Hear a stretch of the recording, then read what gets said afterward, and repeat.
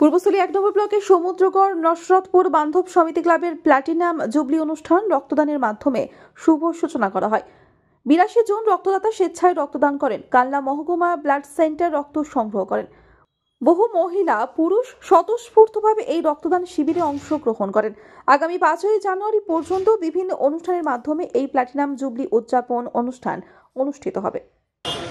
বান্ধব সমিতি একটা ঐতিহ্যবাহী সংস্থা।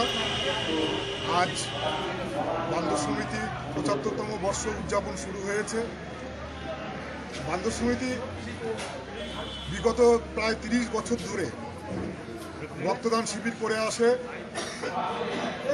প্রতি বছর ২রা জানুয়ারি প্রতিষ্ঠা দিবসে এই রক্তদান শিবির অনুষ্ঠিত হয়।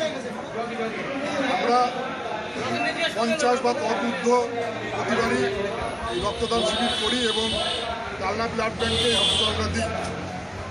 এবছর যেহেতু ৭৫তম বর্ষ, আমরা সিদ্ধান্ত নিয়েছি ৭৫ জন রক্তদাতাকে আমরা সম্মানিত করব এবং ৭৫ জন রক্তদাতা যাতে রক্ত দিতে পারেন তার প্রয়োজনীয় ব্যবস্থা আমরা রাখব। সেই টার্গেট নিয়ে আমরা নেমেছি। এখনও পর্যন্ত যে পরিমাণ সাড়া আমরা পেয়েছি তা আমরা বান্ধব সমিতির পক্ষ থেকে আমরা অভিভূত। এত মানুষ স্বতঃস্ফূর্তভাবে স্বেচ্ছায় এসে রক্তদান করতে লম্বা লাইন দিয়ে দাঁড়িয়েছেন। আমরা সমস্ত রক্তদাতাকে অভিনন্দন জানাই, শ্রদ্ধা জানাই, সম্মান জানাই বান্ধব সমিতির পক্ষ থেকে।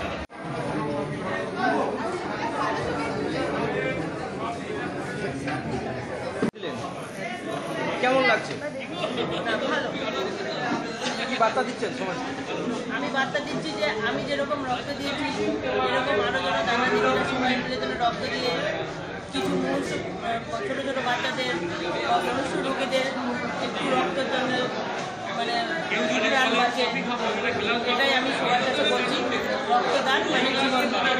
কতবার দিলেন এটা নিয়ে? আমি এখানে দিয়েছি মোটামুটি ৩ থেকে ৪ বার। আমি আগেও গিয়েছি। মোট আমাদের আমার মোট ৫-৬ বার রক্ত দেওয়া হয়েছে। পূর্বস্থলী থেকে অলোক দাসের রিপোর্ট, আনন্দ বার্তা।